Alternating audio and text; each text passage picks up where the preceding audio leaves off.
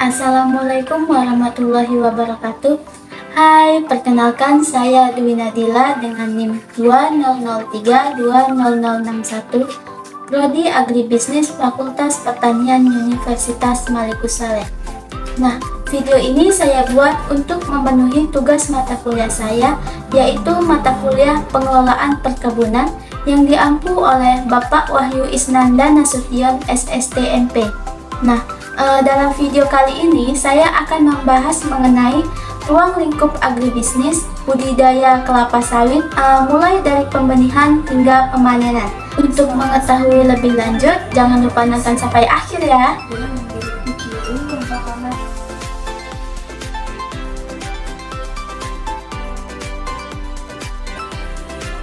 Nah, sebelum mengetahui budidaya kelapa sawit, kita perlu mengetahui sejarah kelapa sawit. Nah, di mana tanaman kelapa sawit pertama kali didatangkan ke Indonesia oleh pemerintah Hindia Belanda pada tahun 1848. 4 benihnya ditanam di Kebun Raya Bogor pada awal tahun 1884. Tanaman kelapa sawit menjadi tanaman hias di sepanjang jalanan Deli, Sumatera Utara. Nah, dari sini kemudian muncul ide membuat perkebunan kelapa sawit berskala besar. Dengan bibit dari Kebun Raya Bogor dan dari Deli, maka dikenallah jenis sawit Deli Dura. Pada tahun 1911, kelapa sawit mulai dikembangkan secara komersional dengan perintisnya Hindia Belanda adalah Adrien Harlet, seorang berkebangsaan Belgia yang lalu diikuti oleh Cassettes. Nah, 4 pohon kelapa sawit yang ditanam di Kebun Raya Bogor hingga sekarang masih hidup. Nah, dengan ketinggian sekitar 20 meter dan merupakan kelapa sawit tertua di Asia Tenggara yang berasal dari Afrika. Perkebunan kelapa sawit pertama berlokasi di pantai timur Sumatera, Deli, dan Aceh. Nah, luas areal perkebunan mencapai 5.123 hektar. Kemudian, dengan seiring meningkatnya permintaan bibit kecambah kelapa sawit dengan skala besar, pada tahun 1916 didirikanlah 2 pusat penelitian kelapa sawit di 2 lokasi berbeda, di Marihat Emres di Kabupaten Simalungun dan Medan, Sumatera Utara. Nah, jenis kelapa sawit berdasarkan ketebalan cangkangnya, yaitu ada 3. Nah, yang pertama Tura.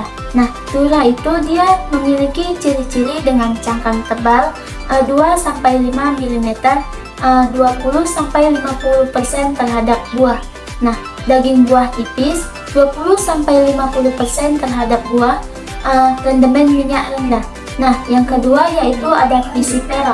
Nah, ciri-cirinya cangkangnya tipis, dia hampir tidak ada, dan daging buah tebal 92-97% terhadap buah, dan rendemen minyak tinggi, produktivitas rendah. Nah, yang ketiga yaitu ada Tenera. Nah, cangkang sedang 1-2,5 mm, daging buah tebal 60-90% terhadap buah, dan yang terakhir yaitu rendemen minyak tinggi dan produktivitas tinggi. Perkebunan kelapa sawit adalah bentuk pertanian yang fokus pada penanaman kelapa sawit yang untuk menghasilkan minyak kelapa sawit. Nah, tanaman kelapa sawit ini menghasilkan buah berupa tandan buah segar yang kemudian diolah menjadi minyak kelapa sawit. Nah, minyak kelapa sawit digunakan dalam berbagai produk, termasuk minyak goreng, margarin, sabun, dan bahan bakar biodiesel. Perkebunan kelapa sawit memiliki beberapa karakteristik, yaitu yang pertama, kebutuhan lahan luas. Kelapa sawit membutuhkan lahan yang luas untuk pertumbuhannya.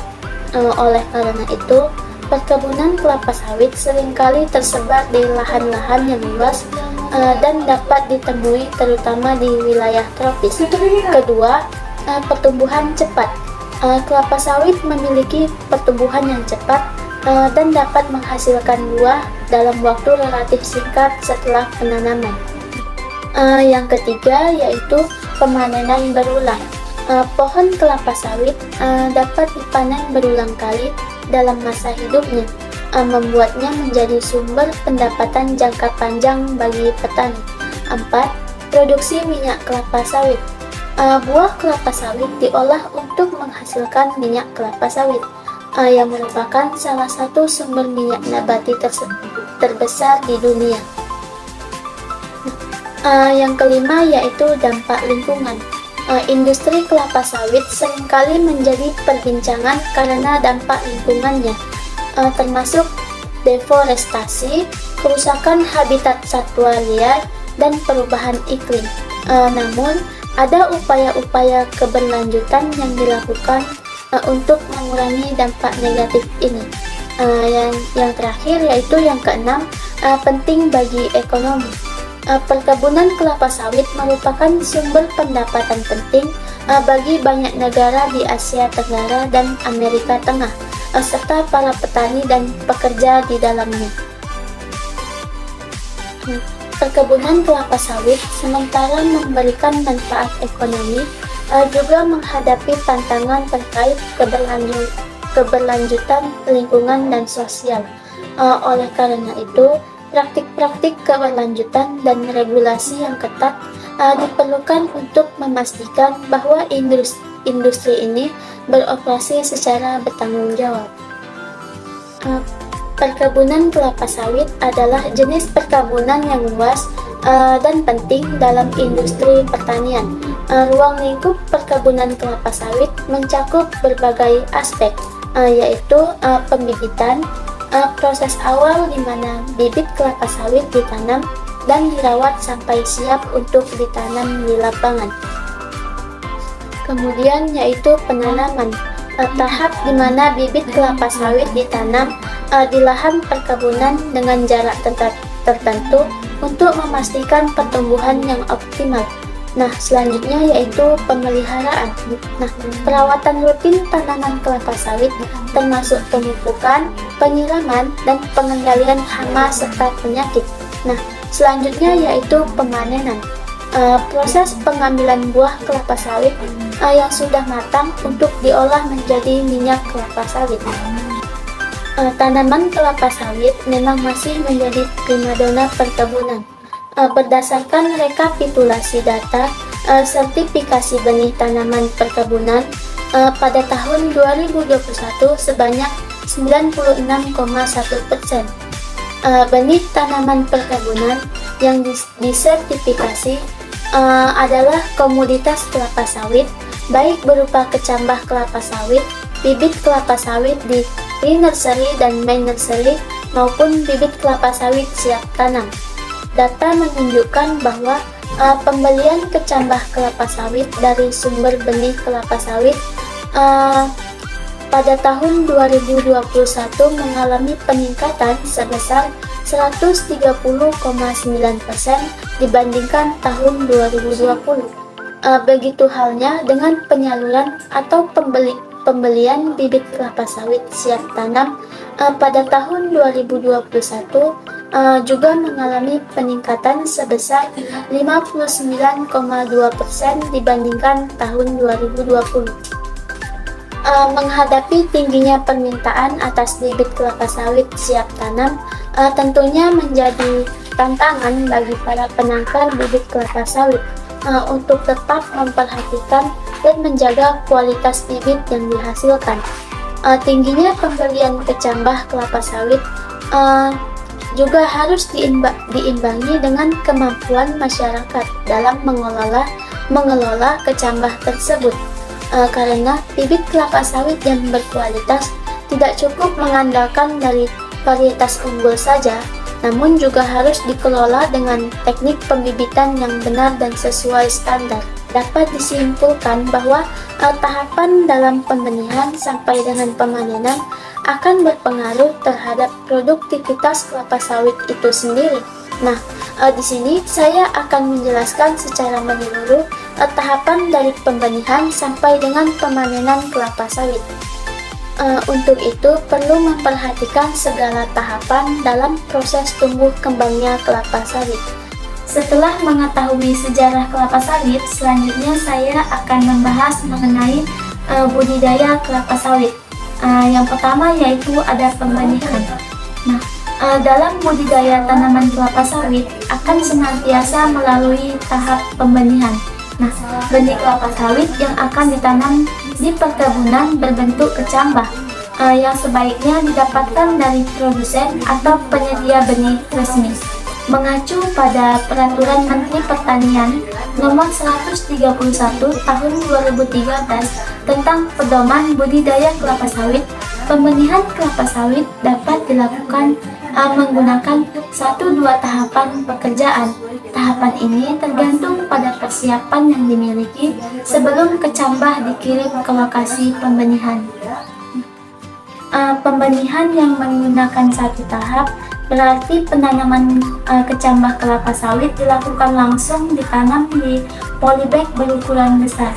Sedangkan pada pembenihan dengan 2 tahap meliputi pembenihan awal pre-nursery selama sekitar 3 bulan pada polybag berukuran kecil dan selanjutnya dipindah ke pembenihan utama main nursery.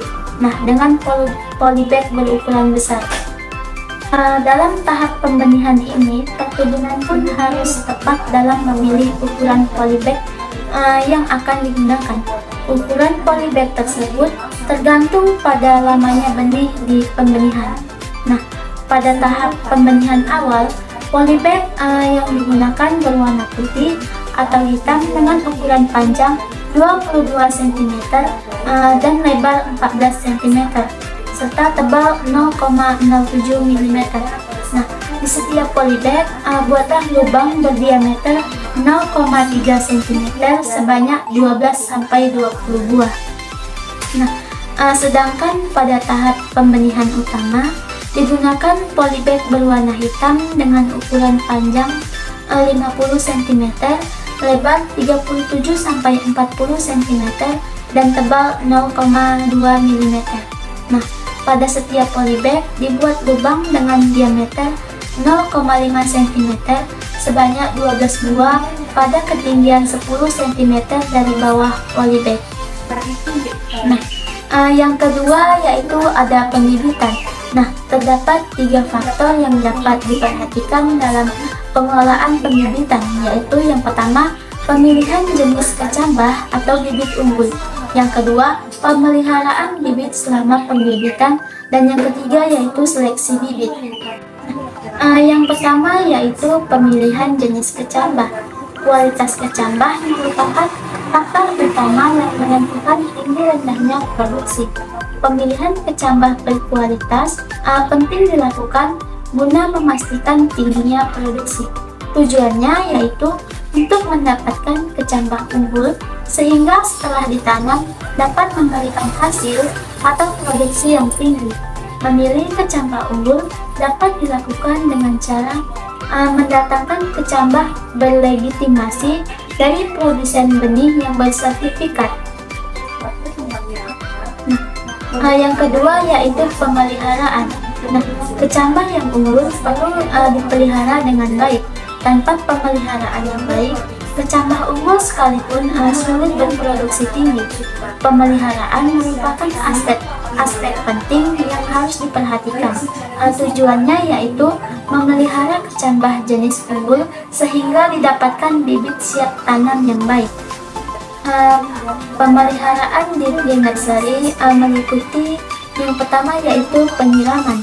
Nah, di mana penyiraman dilakukan pada pagi dan sore hari setiap hari jika curah hujan pada hari sebelumnya kurang dari 8 mm. Kebutuhan air 0,2 sampai 0,3 liter per baby bag per hari.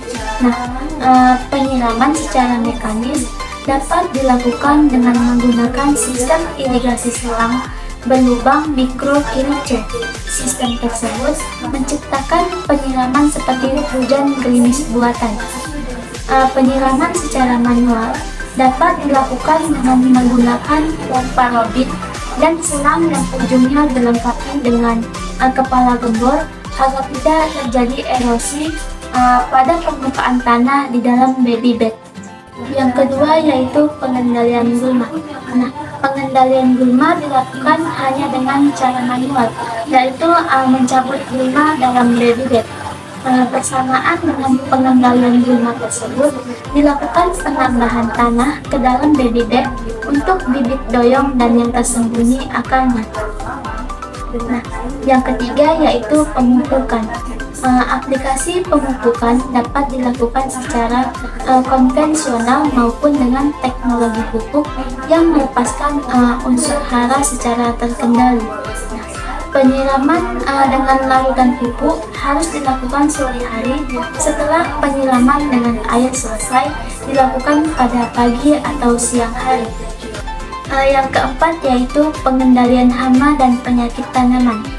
Metode pengendalian hama dan penyakit di pre-nursery sangat tidak dianjurkan karena tanaman masih sangat rentan terhadap pestisida.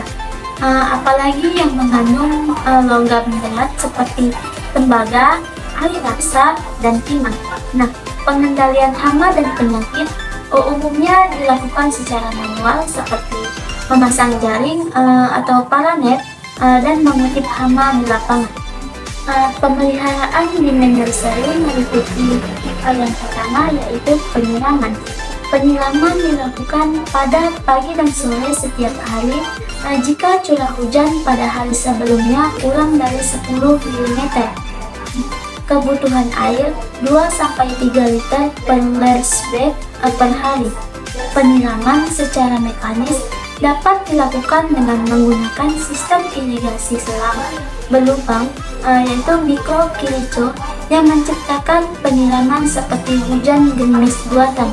Nah, penyiraman secara manual juga dapat dilakukan dengan menggunakan pompa robin dan selang yang ujungnya dilengkapi dengan kepala gembor agar tidak terjadi erosi pada permukaan tanah di dalam ledge bed. Nah, yang kedua yaitu pengendalian gulma. Nah, pengendalian gulma dalam ledge bed dilakukan dengan cara manual sebulan sekali sampai bibit cukup besar. Nah, konsolidasi bibit, mendirikan dan menegakkan bibit yang doyong dilakukan bersamaan dengan pengendalian gulma. Gulma di antara ledge bed dapat dikendalikan secara kimia dengan herbisida glifosat amifosat 480 AS, dosis 2-2,5 liter per hektar blanket, konsentrasi 0,5%. Nah, nozzle yang digunakan adalah polyjet kuning atau VLV 200. Posisi nozzle harus lebih rendah dari permukaan ledge bed. Yang ketiga yaitu pemupukan. Nah, pemupukan secara konvensional dilakukan dengan pemberian NPK kompon 15-15-64 sebanyak 5-10 setiap 2 minggu, mulai transplanting sampai umur 7 bulan. Dilanjutkan dengan NPK kompon 12-12-17-2 sebanyak 20-30 gram setiap bulan sampai umur bibit 12 bulan. Nah, pemupukan dengan pemberian pupuk CRF seperti Master MX 20 6 14 3 cukup dilakukan sekali dengan dosis 50 gram per bibit pada saat transplanting dari pre-nursery ke main nursery dan ditambah booster 30 gram NPK 15-15-64 pada umur 9 bulan. Nah, pemupukan harus menggunakan takaran. Nah, selanjutnya yaitu yang keempat, pengendalian hama dan penyakit. Nah, metode pengendalian hama dan penyakit di pembibitan, baik yang di patogenik maupun fisiologis, diupayakan secara manual. Nah, pengendalian secara kimiawi adalah upaya terakhir yang dilakukan karena memiliki dampak beracun yang dapat merusak bibit. Nah, seleksi pertama kali dilakukan pada saat kecambah diterima di kebun. Kecambah abnormal, patah, atau busuk harus dibuang. Nah, di pre-nursery dilakukan 2 kali seleksi, yaitu pada saat bibit berumur 4-6 minggu dan sebelum transplanting ke main nursery. Nah, semai normal berbentuk daun. Setiap daun yang keluar pada akhir pertumbuhannya akan lebih besar dari daun yang terdahulu. Di main nursery dilakukan 4 kali seleksi dengan membuang bibit abnormal. Bibit abnormal memiliki ciri kelainan pada habitus tanaman, kelainan pada bentuk daun, dan kelainan daya tumbuh. Nah, tahap pertama yaitu umur bibit 4 bulan, tahap kedua umur bibit 6 bulan, tahap ketiga umur bibit 8 bulan, dan tahap keempat sebelum bibit ditanam ke lapangan. Yang ketiga yaitu penanaman kelapa sawit. Kesalahan dalam penanaman tidak bisa diperbaiki setelah tanaman tumbuh beberapa tahun di lapangan. Merupakan suatu keharusan bahwa persiapan dan pelaksanaan penanaman harus dilakukan dengan benar. Yang pertama yaitu pemancangan. Pemancangan atau pengajiran dilakukan untuk menentukan tempat yang akan ditanami kelapa sawit sesuai dengan jarak tanam yang dipakai. Tujuannya yaitu memberikan tanda-tanda untuk pembuatan lubang sesuai dengan populasi yang direncanakan, sebagai pedoman untuk pembuatan teras atau tapak kuda, drainase lapangan, dan menanam kacangan. Adapun alat-alat yang digunakan yaitu kompas, apnea level atau klinometer, kayu pancang, pancang kepala, dan pancang anak. Nah, yang terakhir yaitu tali plastik atau kawat. Yang kedua yaitu pembuatan lubang dan pemupukan lubang tanam. Pembuatan lubang tanam dilakukan minimal 1 bulan sebelum tanam dengan menggunakan alat ukur atau mal. Tujuannya yaitu untuk memberikan media tumbuh yang baik bagi akar tanaman pada saat pertumbuhan awal di lapangan. Nah, mempermudah peresapan pupuk ke dalam tanah sehingga mempercepat tanaman mengabsorpsi pupuk dan memacu pertumbuhan di lapangan. Nah, alat-alat yang digunakan yaitu cangkul, alat pengukur atau mal dengan ukuran 90 cm x 90 cm, minimum 60 x 60. Nah, takaran pupuk untuk pemberian pupuk dasar. Yang ketiga yaitu penanaman. Pelepasan large bed dari bola tanah dilakukan dengan cara mengoyaknya. Lalu bibit diletakkan hati-hati ke dalam lubang yang telah diberi pupuk dan ditimbun dengan stop soil. Permukaan atas bola tanah harus sejajar dengan permukaan tanah asli. Berdirinya bibit harus benar-benar tegak di tengah lubang tanam sehingga barisan tanam lurus. Nah, kemudian yaitu identifikasi pokok. Pokok abnormal di lapangan sangat merugikan karena produksi yang dihasilkan sangat rendah atau bahkan tidak dapat berproduksi sama sekali. Sedangkan perlakuan yang diberikan atau perawatan yang diberikan itu sama dengan pokok lainnya yang normal. Pokok abnormal di lapangan perlu dibongkar yang dianjurkan dengan penyisipan pada kondisi yang masih memungkinkan. Yang pertama yaitu identifikasi pokok abnormal pada fase vegetatif. Nah, gejala pokok abnormal di lapangan dapat terjadi pada bagian vegetatif dan generatif tanaman. Pada bagian vegetatif, gejalanya dapat terlihat yang pertama yaitu pertumbuhan pelepah daun berputar, bercak orange, penyakit tajuk yang amat parah dengan helaian pelepah melengkung berputar ke bawah, sebagian daun dan pucuk membusuk dan mengering. Anak daun pada pelepah sempit memanjang. Susunan anak daun sangat rapat seperti sirip ikan. pelepah daun tegak, anak daun keriting dan pelepah daun muda sangat pendek dibandingkan dengan pelepah normal. Bertunas atau bercabang, pokok kerdil atau kurus akibat hama atau penyakit. Kemudian yaitu yang kedua, identifikasi pokok abnormal pada fase generatif. Pada bagian generatif, gejalanya dapat terlihat seperti buah pada tandan mengalami aborsi dan membusuk. Dalam satu tandan keluar bunga jantan dan betina, buah tersusun sangat rapat dan kecil-kecil, dan pokok steril atau tidak berbuah. Yang keempat yaitu pemeliharaan tanaman. Nah, untuk dapat berproduksi tinggi, kelapa sawit membutuhkan unsur hara yang cukup, suhu dan kelembaban optimum, sinar matahari yang optimum, serta tekstur tanah yang baik. Nah, kelapa sawit memerlukan kondisi yang optimum untuk dapat tumbuh dan berproduksi tinggi yang berkelanjutan sesuai dengan yang diharapkan. Kondisi yang diharapkan yaitu tidak adanya atau sedikitnya persaingan dalam pengambilan unsur hara, suhu dan kelembaban yang optimum, penyinaran yang optimum, dan tekstur tanah yang baik. Nah, pengendalian gulma harus dilakukan dengan cara yang benar, karena kesalahan dalam pengendalian gulma akan menyebabkan kerusakan lahan dan tanaman. Kerusakan lahan tersebut berupa erosi dan pemadatan tanah yang secara langsung akan menurunkan produksi.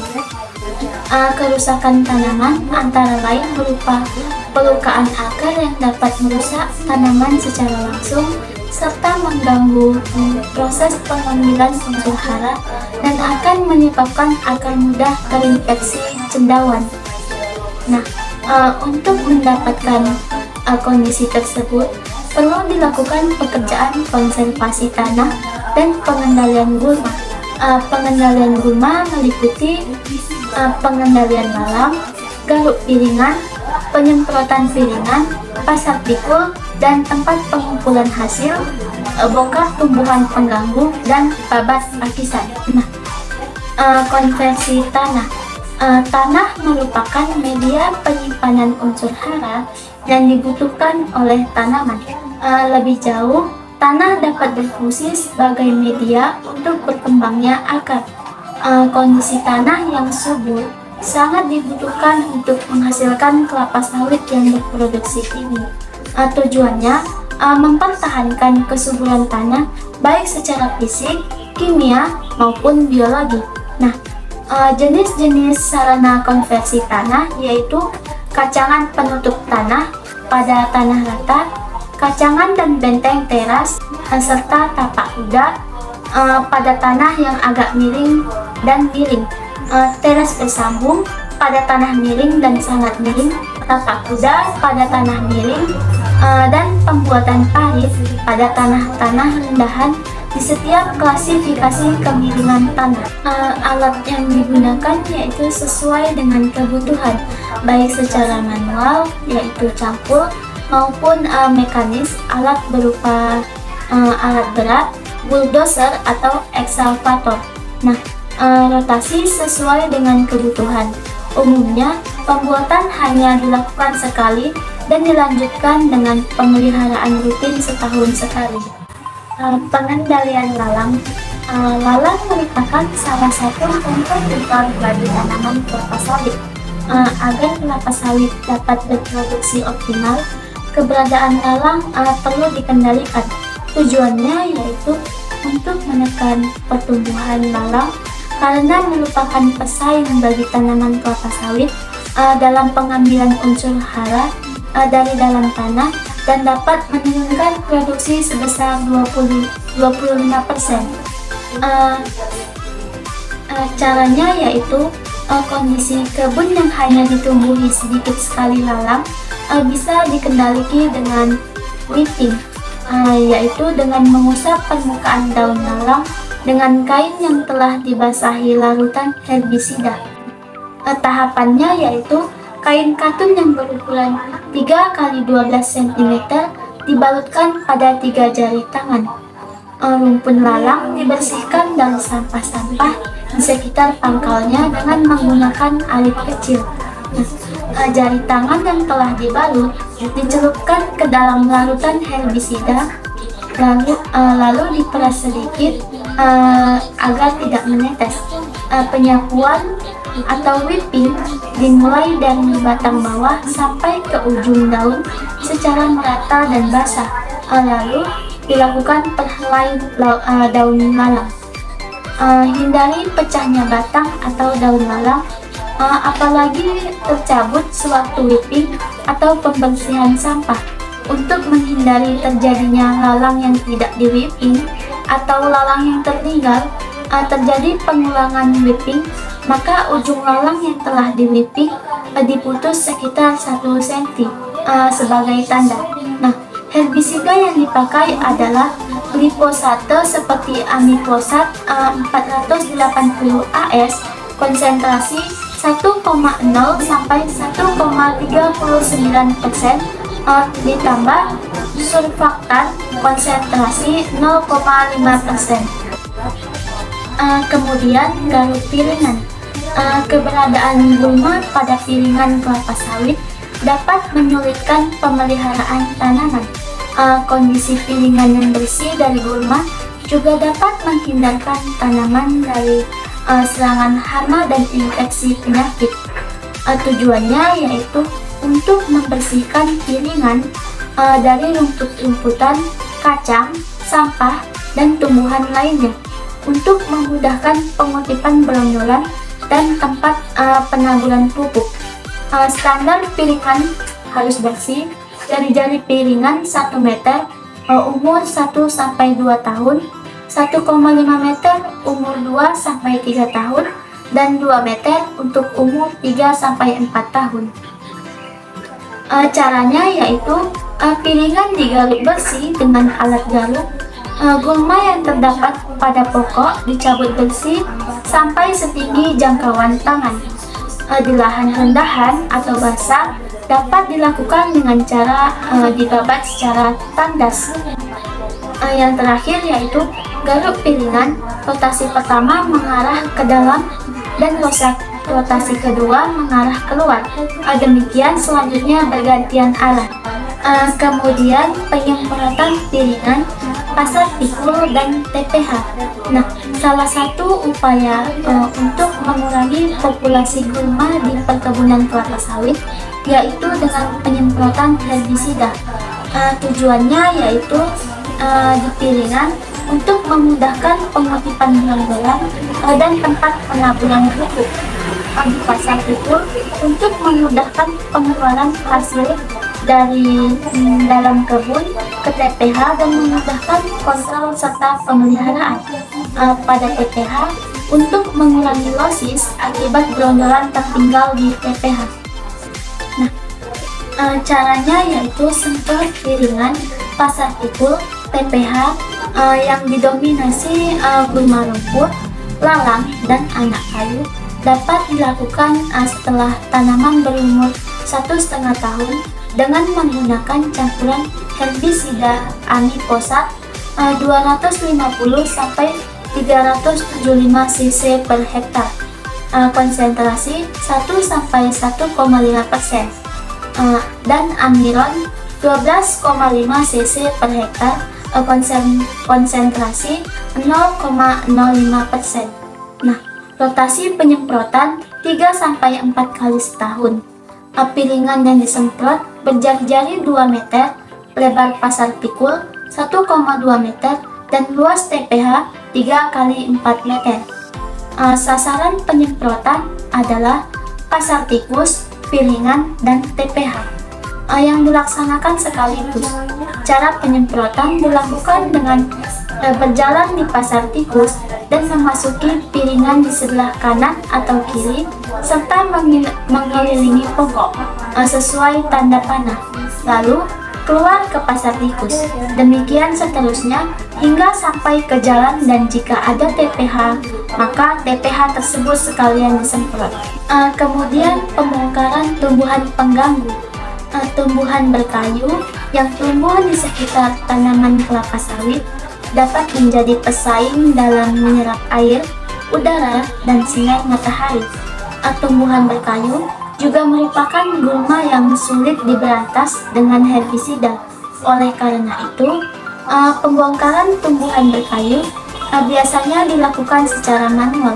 Tujuannya mencegah tumbuhan berkayu menyaingi tanaman kelapa sawit dalam hal penyerapan air, udara, dan sinar matahari.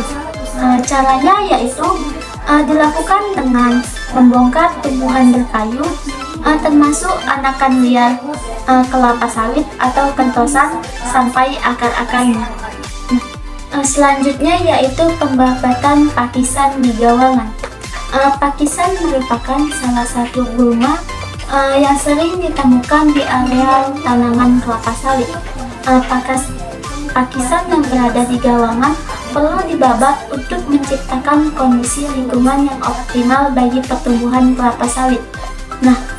Tujuannya yaitu menekan pertumbuhan pakisan di gawangan agar tanaman kelapa sawit mendapat cahaya matahari yang cukup, menciptakan lingkungan yang tidak terlalu lembab sehingga mengurangi serangan hama dan penyakit bagi pohon kelapa sawit. Caranya yaitu pakisan dibabat secara manual dan jika memungkinkan dapat dilakukan penyemprotan dengan menggunakan campuran herbisida amilon 20 cc per hektar, konsentrasi 0,02% dan paraquat 375 cc per hektar, konsentrasi 0,2%. Selanjutnya yaitu yang kelima yaitu pemupukan. Tanaman kelapa sawit memerlukan unsur hara yang optimum dan seimbang untuk dapat memberikan hasil yang maksimum dan berkelanjutan. Tanah mempunyai kemampuan yang terbatas dalam menyediakan unsur hara yang dibutuhkan kelapa sawit dalam keadaan yang seimbang. Di samping itu, aktivitas produksi kelapa sawit akan menyebabkan hilangnya unsur hara karena terbawa oleh buah yang dipanen.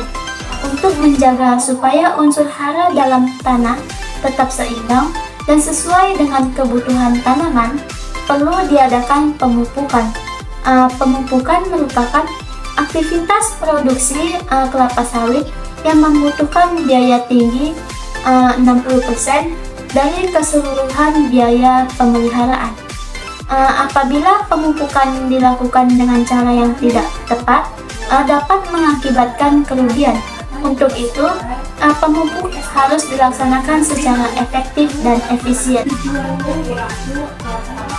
Unsur hara yang dibutuhkan kelapa sawit berdasarkan jumlah yang diperlukan tanaman, unsur hara dibedakan menjadi unsur hara makro dan mikro. Unsur hara makro adalah unsur hara yang dibutuhkan tanaman dalam jumlah yang banyak. Apabila kurang, pertumbuhan tanaman dan produksi akan berkurang. Yang termasuk unsur hara makro adalah nitrogen, fosfor, kalium, magnesium, dan boron. Unsur hara mikro adalah unsur hara yang dibutuhkan tanaman dalam jumlah sedikit. Apabila kurang sedikit saja, pertumbuhan tanaman akan terganggu, dan apabila kelebihan saja akan keracunan. Unsur hara mikro antara lain adalah B, C, U, dan Zn. Gejala kekurangan unsur hara. Kelapa sawit yang mengalami defisiensi hara dapat menunjukkan gejala yang beragam. Unsur hara yang diperlukan dan gejala yang ditimbulkan yaitu nitrogen, daun menjadi kuning pucat dimulai dari daun termuda dan daun pendek dan keras. Fosfor, daun memendek dan anak daun keungu-unguan dan daun rumputan di sekitar tanaman berwarna ungu memanjang. Kalium, pada daun terdapat bercak berwarna kuning. Magnesium, daun menguning merata pada daun yang tua dimulai dari ujung daun sampai ke pangkal anak daun. Gejala berat ditandai dengan jaringan yang mati ditemui dari pinggir daun sampai ke anak daun, dan gejala tersebut hanya ditemukan pada daun yang terkena cahaya matahari. Boron, ujung anak daun berbentuk pancing. Terdapat daun mengeriting seperti tanda yang bahaya pada gardu listrik, dan bagian ujung daun memendek. Kemudian pengambilan contoh daun. Pengambilan contoh daun dilakukan untuk melihat kandungan unsur hara pada tanaman kelapa sawit secara lebih akurat. Panduan pemupukan akan dibuat berdasarkan kondisi kandungan hara yang terbaca saat analisa daun. Adapun tujuan dari pengambilan daun yaitu mendapatkan contoh daun yang mewakili, mempersiapkan contoh dengan baik untuk dikirim ke laboratorium. Dengan contoh daun yang mewakili dan persiapan yang baik, analisa daun di laboratorium akan memberikan rekomendasi pemupukan yang tepat dan mengecek defisiensi unsur hara. Standar yang harus dimiliki oleh daun yaitu pokok LSU harus sehat, normal, serta tidak tumbuh di batas kebun, pinggir jalan, sungai kampung, dan parit. Daunnya yang diambil adalah daun ke-17. Contoh tunggal digabung menjadi satu contoh atau kelompok. Nah, waktu pengambilan pukul 7 sampai 12 siang. Cara pengambilan contoh daun yaitu yang pertama, pilih pokok yang memenuhi syarat, lalu tentukan daun nomor ke-17. Yang kedua, apabila pokok contoh tidak memenuhi syarat, maka mundur atau maju satu pokok dari LSU. Nah, ketiga, potong daun ke-17 dengan dodos atau egrek yang tajam. 4. Ambil 4 lembar anak daun pada bagian tengah pelepah, masing-masing 2 dari kiri dan 2 dari kanan. 5. Ambil bagian tengah anak daun sepanjang 20 cm, masukkan ke dalam kantong plastik dan beri tanda atau label sesuai dengan nomor pokok sampel. 6. Isi belangko pengamatan visual sesuai dengan keadaan tanaman pada saat pengambilan contoh daun. 7. Cucilah sampel daun dengan menggunakan kapas. 8. Kain katun yang bersih yang telah dicelupkan ke air bersih. 9. Buang widi daun. 10. Gabungan sampel tunggal menjadi satu sampel kelompok. 11. Beri label, lalu kirimkan segera ke bagian penggalingan. 12. Keringkan sampel dalam oven dengan suhu 80 derajat Celcius selama 24 jam. 13. Keluarkan sampel dari oven setelah kadar air yang diinginkan sudah tercapai atau daun telah rapuh. 14. Waktu pengeringan, tebal satu sampel untuk satu rak. Beri label sehingga sampel tidak tercampur. 15. Sampel yang sudah kering dimasukkan ke dalam kantong plastik, lalu diberi label. Dan yang terakhir yaitu 16. Kirimkan sampel ke laboratorium secepat mungkin. Sebelum dikirim, simpanlah sampel di tempat kering. Kemudian yaitu pemupukan. Tidak semua unsur hara tersedia di dalam tanah dalam jumlah yang cukup untuk memenuhi kebutuhan tanaman, sehingga perlu dilakukan pemupukan. Pemupukan bertujuan untuk menambah kandungan hara yang dibutuhkan tanaman agar tanaman tumbuh optimal. Terdapat beberapa hal yang harus dilakukan dalam pemupukan, yaitu yang pertama, urea. Tujuannya yaitu untuk menambah unsur hara nitrogen ke dalam tanah agar sesuai dengan kebutuhan tanah dan meningkatkan produksi baik kuantitas maupun kualitas. Kedua, fosfor.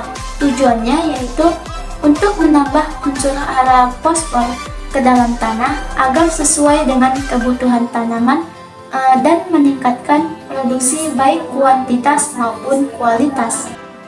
Nah, yang ketiga yaitu kalium.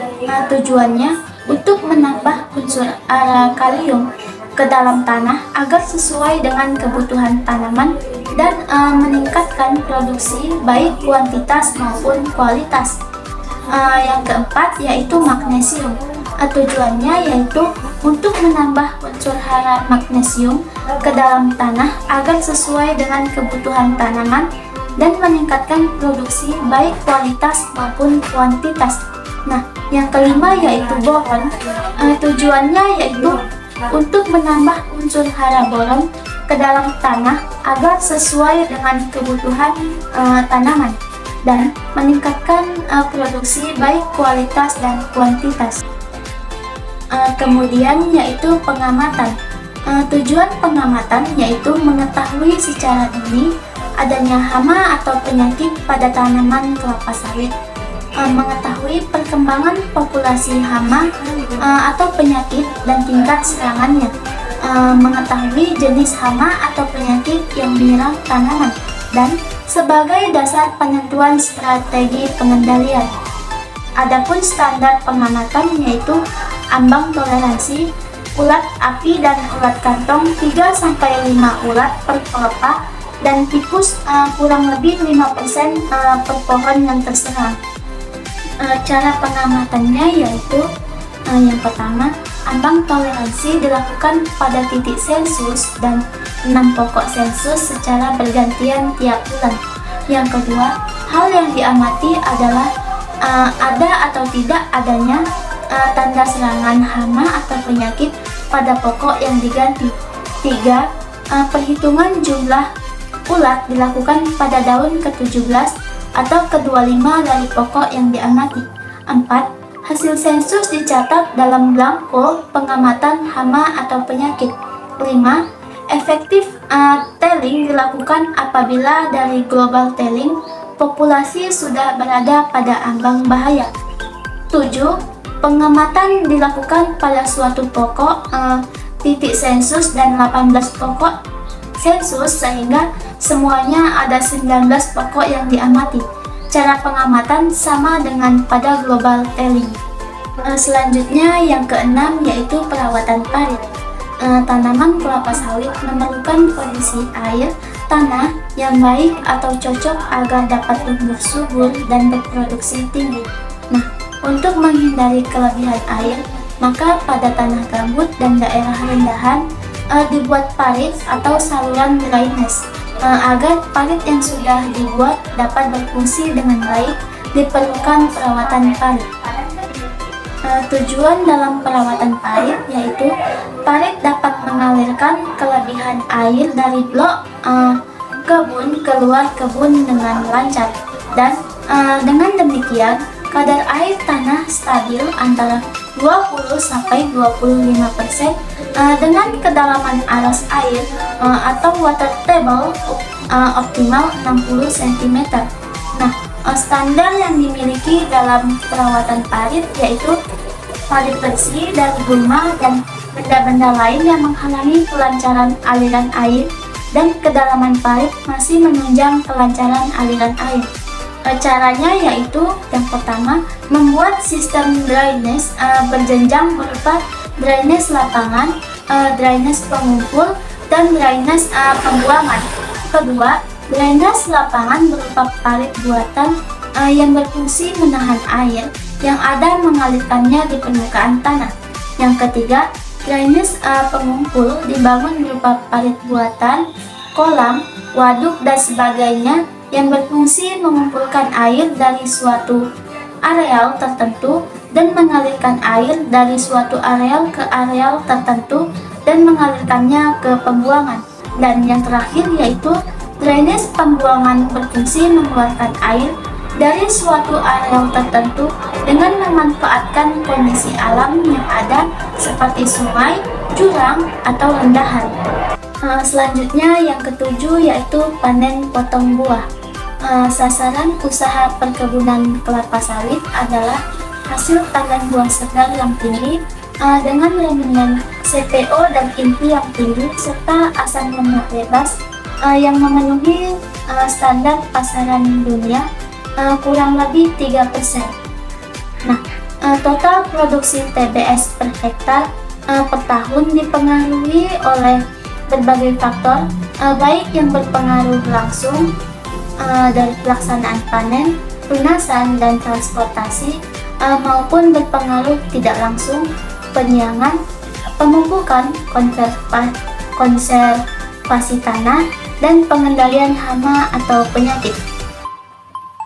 Tujuannya adalah untuk pemotongan dan pengutipan TBS pada tingkat kematangan yang sesuai, sehingga mendapatkan kandungan minyak yang diharapkan tanpa membuat kerusakan pada tanaman.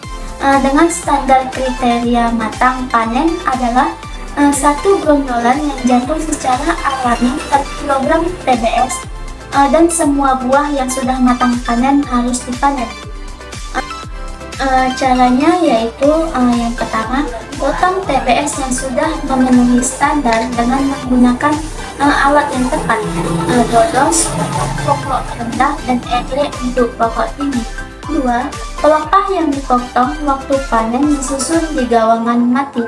3. Brondolan dikutip bersih, termasuk di pelepah karena brondolan mempunyai minyak kurang lebih 40%. Nah, keempat, gagang tandan dipotong mepet panjang, gagang maksimum 2 cm. Nah, 5. Tandan dan brondolan diangkut ke TPH. 6. Tandan disusun rapi di TPH, brondolan ditumpuk terpisah di pinggir TPH. Dan yang terakhir yaitu cabang yang tinggal di pokok harus lebih dari 48 cabang per pokok, atau sanggup 2 bila perlu panen tanpa membuang pelepah. Adapun panen atau potong buah, untuk mendapatkan TBS dengan rendeman yang tinggi, perlu pelaksanaan panen yang baik dan sesuai standar matang panen, serta pelaksanaan transportasi yang baik, tidak ada restan. Nah, kandungan asam lemak yang rendah akan didapatkan dengan melakukan panen sesuai dengan standar matang panen dan pengangkutan yang lancar segera setelah buah dipanen. Nah, jalan adalah prasarana yang mutlak ada dan membutuhkan biaya investasi cukup tinggi. Kerusakan jalan akan memperlambat pengangkutan TBS ke pabrik dan pupuk dari gudang ke lapangan. Tujuannya yaitu pemotongan dan pengutipan TBS pada tingkat kematangan yang sesuai, sehingga mendapatkan kandungan minyak yang diharapkan tanpa membuat kerusakan pada tanaman. Nah, standar kriteria matang panen adalah satu grondolan yang jatuh secara alami per kilogram TBS. Nah, mengacu pada berat TBS sensus di awal semester, dan semua buah yang sudah matang panen harus dipanen. Cara panen atau potong buah yaitu yang pertama, potong TBS yang sudah memenuhi standar dengan menggunakan alat yang tepat. Dodos untuk pokok rendah, egrek untuk pokok tinggi. 2. Pelepah yang dipotong waktu panen disusun rapi di gawangan mati. 3. Brondolan dikutip bersih termasuk di pelepah, karena brondolan mempunyai minyak kurang lebih 40%. 4. Gagang tandan dipotong mepet, panjang gagang maksimum 2 cm. 5. Tandan dan brondolan diangkut ke TPH. 6. Tandan disusun rapi di TPH, brondolan ditumpuk terpisah di pinggir TPH. 7. Cabang yang ditinggal di pokok harus lebih dari 48. Nah, yang terakhir yaitu cabang per pokok atau songgo 2 bila perlu panen tanpa membuang pelepah. Alat yang digunakan untuk memanen buah yaitu dodos, egrek sesuai kondisi tanaman, kampak atau pemotong gagang panjang, angkong, dan gancu. Rotasinya yaitu 7 hari sekali kembali ke seksi potong buah yang sama. Nah, produktivitas hasil TBS per hektar Produktivitas hasil panen TBS per hektar per tahun ditentukan oleh keaslian sumber genetik tanaman yang digunakan. Produksi hasil panen TBS per hektar, jenis bibit yang sama akan berbeda pada kondisi kelas kesesuaian lahan yang berbeda. Produktivitas hasil sangat ditentukan oleh umur tanaman. Produktivitas hasil ditentukan oleh efektivitas tenaga kerja, pusingan potong buah, kematangan buah, proses panen, dan jumlah tenaga kerja potong buah yang tersedia. Kemudian tunas pokok, tujuannya yaitu menghindari kehilangan berondolan yang tersangkut di pelepah dan mengurangi kelembaban untuk mencegah berkembangnya penyakit. Dan standar Songgo 2 atau lebih dari 48 pelepah per pokok. Adapun caranya yaitu pelepah yang lebih dari standar tunas mepet berbentuk tapak kuda arah keluar. Pelepah bekas tunasan disusun rapi di kawasan mati. Jangan membuang atau memotong pelepah melebihi standar yang ditetapkan.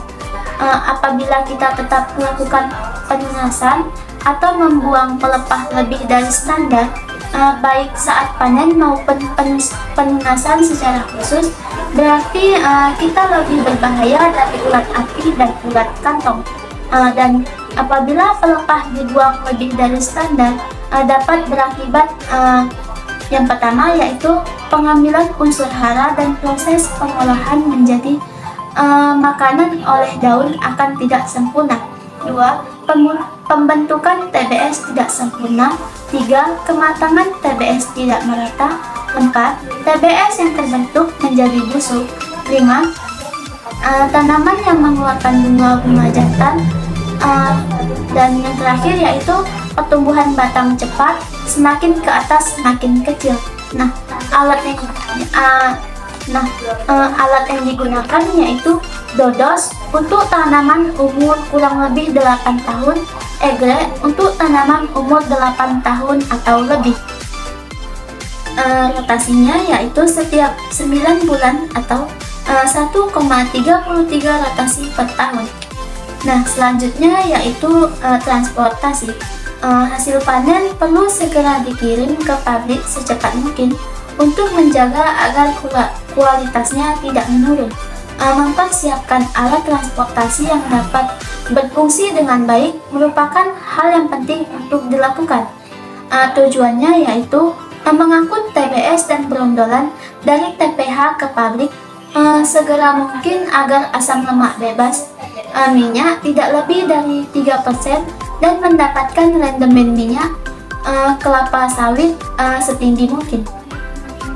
Standar TBS yang diangkut memenuhi standar matang panen dan berondolan harus diangkut semua.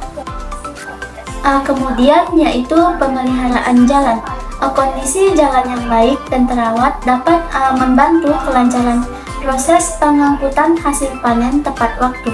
Dengan demikian, diharapkan kualitas rendemen yang dihasilkan tinggi. Tujuannya yaitu memelihara jalan, drainase, dan struktur jalan dari segala kotoran dan rumput yang tumbuh agar pengangkutan TBS dari kebun ke pabrik selalu lancar. Standar dalam pemeliharaan jalan yaitu permukaan jalan padat dengan bentuk punggung kerbau atau batok mengkurap sehingga air hujan tidak menggenang di badan jalan dan tidak ada bahan organik di bahan jalan. Saluran drainase harus bebas dari rumput-rumputan dan kotoran lain sehingga aliran air selalu lancar dan tidak tergenang. Caranya yang harus dilakukan dalam pemeliharaan jalan yaitu yang pertama, diadakan pemeliharaan secara rutin. Kedua, parit harus dibersihkan dari kotoran dan rumput-rumputan. 3. Rumput pada bagian bahu jalan harus dibabat tandas. Dan yang terakhir yaitu pelepah sawit dan bahan organik lainnya jangan dibuang ke sungai supaya jembatan tidak cepat rusak. Alat yang digunakan dalam pemeliharaan yaitu sesuai dengan kebutuhan, dari cara manual dengan cangkul, sampai cara mekanis dengan road grader. Nah, rotasi sesuai dengan kebutuhan umumnya 1 sampai 2 tahun. Dari penjelasan yang saya sampaikan, dapat disimpulkan bahwa budidaya kelapa sawit melibatkan serangkaian tahapan, mulai dari pembibitan hingga pemanenan. Pembibitan yang baik melibatkan pemilihan biji yang berkualitas dan perawatan benih yang optimal. Setelah itu, benih ditanam dan dirawat dengan teliti hingga tumbuh menjadi bibit yang kuat. Selanjutnya, bibit ditanam di lahan yang sesuai dengan kebutuhan kelapa sawit, seperti lahan yang subur dan drainase yang baik. Proses pemeliharaan meliputi pemupukan, pengairan, pengendalian hama dan penyakit, serta pemangkasan untuk memastikan pertumbuhan yang sehat. Saat ini tanaman mencapai usia produktif, kelapa sawit akan mulai berbuah. Proses pemanenan memerlukan keterampilan dan peralatan khusus untuk memastikan hasil yang optimal. Setelah pemanenan, buah kelapa sawit diproses untuk mendapatkan minyak kelapa sawit yang digunakan dalam berbagai industri seperti makanan, kosmetik, dan bahan bakar biodiesel. Namun, penting untuk diingat bahwa budidaya kelapa sawit juga melibatkan banyak kontroversi terkait dengan dampak lingkungan dan sosialnya. Oleh karena itu, praktik pertanian yang berkelanjutan dan bertanggung jawab sangat penting dalam budidaya kelapa sawit untuk meminimalkan dampak negatifnya. Sekian yang dapat saya sampaikan tentang materi ruang lingkup budidaya kelapa sawit dari pembenihan sampai pemanenan. Semoga bermanfaat bagi teman-teman yang menonton. Saya akhiri dengan Assalamualaikum warahmatullahi wabarakatuh.